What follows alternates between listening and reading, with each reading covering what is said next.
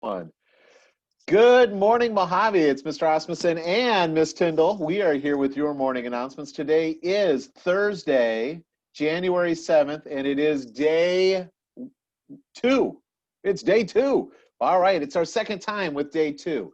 Okay, boys and girls, this coming Monday, we are anticipating that everybody's going to be returning to in-person teaching and learning like we had before the winter break, where we were on the day 1, day 2 schedule, where students were coming in and going to classes in person from 7:45 in the morning. And please be on time.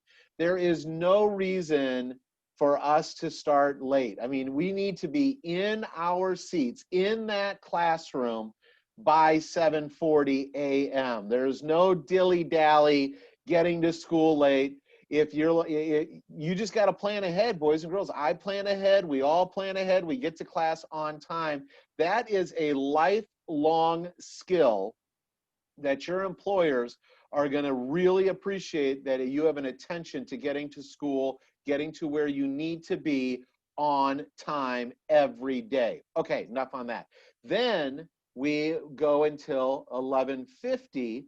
Students get their grab and go lunches, go home. You have 45 minutes from the last bell until the beginning of the extended learning time. So that gives you time to get home so you can log back into that first class of the day and have an opportunity for additional tutoring, time with your teacher. And then I know that our teachers will do things like test preparation, test corrections, assessments, clarification on assignments, etc., etc. And we do want you to attend those. Now, it's not always going to be required, but for some students that are showing lower levels of readiness, we really care about your grades, and it will be required for you. Now, I say all of this, and tonight, this evening, our Scottsdale Unified School District Governing Board, these are elected officials, and by the way, 3 of those members were newly elected in November, democracy at work. So out of the 5-member board, 3 members are brand new, and they meet tonight to talk about the safe return of students to in-person teaching and learning. So we're going to learn more tomorrow about what did the board actually decide, because we know that right now there's substantial community spread, and we want to make sure that everybody's safe. Now, I will tell you that practicing these COVID protocols with our masks, with lots of hand washing, with physical separation, those practices really help to stop the spread. And we've done such a good job here at Mojave Middle School that regardless of what the board should vote on, if they should choose to us all come back on Monday, I know that we're going to be safe. Or if they choose to keep extra precaution and keep us home, we will learn about that. So keep your ears to morning announcements tomorrow morning to really know what's going to happen on Monday morning. Super critical. All right, that's my announcement on our return to learn. Here's Mrs. Tyndall with sports and clubs and activities.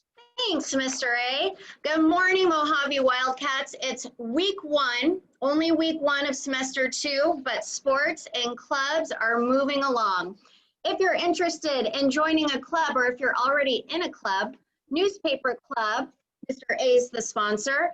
It meets on Friday, 2:30 to 3:30. If you're interested in newspaper, email Mr. A. He'll get back to you. We have our gaming club with Mr. Jones. They meet on Wednesday from 2:30 to 3:30. Science club with our amazing Miss Mamina. She does science club on Mondays from 2:30 to 3:30. Anime, which is a big club right now, a lot of members.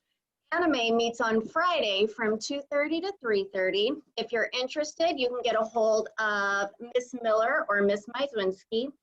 And Debate Club meets today on Thursdays from 2:30 to 3:30. You can get a hold of Miss Jepson, and she'll let you know what you need to do. Sports, right now, sports are moving ahead. That could change, Mr. A, but right now, sports are moving full time ahead. We are waiting again for tonight's board meeting to hear about that. But right now, sports, we have girls basketball starting, flag football, boys flag football, and cross country for both boys and girls. In order to join a club, you need to make sure, or a sport, you need to make sure you register through Register My Athlete, which you can do online. It makes it quick and easy. Last night was the informational meeting for sports. If you need any information on that, you can reach out to Coach Dunlop and he'll fill you in. And back to you, Mr. A. Okie dokie. Let's talk about asynchronistic work. That is such a big word, and it's a word that we've learned and used ever since fourth quarter last year. But let's talk about the difference between synchronistic work and asynchronistic work. Synchronistic work is when we are together and when we are engaging in discourse, we're engaging in conversation back and forth, we are together live. Now that might mean that we're together in person, so it could be students in the classroom and the teacher engaging with them and teaching and learning happening that way.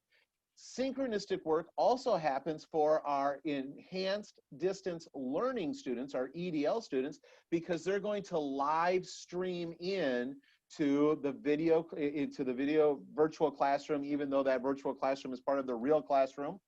So starting on Monday, our enhanced distance learning students, should we go back to in-person teaching and learning, the EDL students are required to live stream in to the classroom, and then they're going to be able to participate, hear the teacher, engage in the academic discourse, and be a part of the activities that are happening live right then and there. We're also doing asynchronistic learning right now, boys and girls, or excuse me, synchronistic learning right now. That's a blooper. Count on that one, number one. Synchronistic learning is happening right now when we're doing the virtual remote learning. So you're using Google Meets and you are in a virtual classroom, but right now you're engaging with your classmates and your teacher in a live situation. So we call that synchronistic learning. Starting Monday, we're going to have asynchronistic learning again. That means that the teachers will be posting work that you're going to do anytime in the afternoon. So on Monday of next week, it will be day 2. So live students are going to be coming in person. Live students will be video streaming into the classrooms for periods 4, 5, 6, and 7. Remember, we have that little combination of our afternoon classes. But the teachers will be posting classwork for periods 1, 2, and 3 on the afternoon of Monday. And that's called asynchronistic work, and you are expected to do that work. That work will be part of your grades for the 3rd quarter. That work is part of the overall teaching and learning that's taking place in the quarter. So teachers really expect you in the afternoon, you get home and you do that work. Now you might end up getting home at 12 o'clock in the afternoon, and then you have to log in. You might log in for your extended learning time. That's additional time with your teachers to make sure that you've solidified all your learning for the morning. And then you might have a little bit of homework for periods 1, 2, and 3 in the asynchronistic model. Very expected for you to do that, boys and girls. This isn't like blow-off work. This is work that has to be done. And oftentimes it has to be done because it's preparing you for tomorrow's lesson. So the expectation is not only do you complete your homework, but the expectation is that you also complete your asynchronistic work. It's not an option for you. You need to do that. All right, those are my announcements with regard to asynchronistic and synchronistic work. And there's a little buzz going on because we have some spelling bee results. Mrs. Tyndall. Ooh, thank you, Mr. A. I have those spelling bee winners right here. As you know, it's been a crazy year.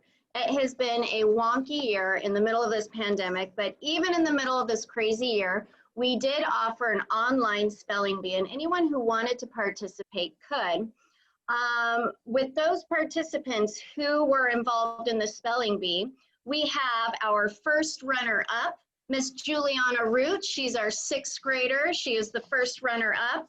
And our first place winner, who will represent Mojave in February's district-wide spelling bee, is Finley Arvizu. He is a 7th grader. Finley and Juliana, outstanding job. We are proud of you. We know you're going to represent Mojave well, so kudos to you. And that is our announcements for the day, Mojave. And a little with celebration dance right here. Boys and girls, we are Yeah. looking forward. If you know, we're going to keep our ears to morning announcements tomorrow morning to make sure we know if in fact we are going to come back live and in person and kind of switch our model a little bit. We are hoping to do that because we're looking forward to seeing you in the classrooms, in the hallways, in the courtyards, out on the playground, in the cafeteria. But until then, as always, and until tomorrow morning's announcements, 1, 2, 3, stay mighty, Mojave. Ha ha. Have a great one.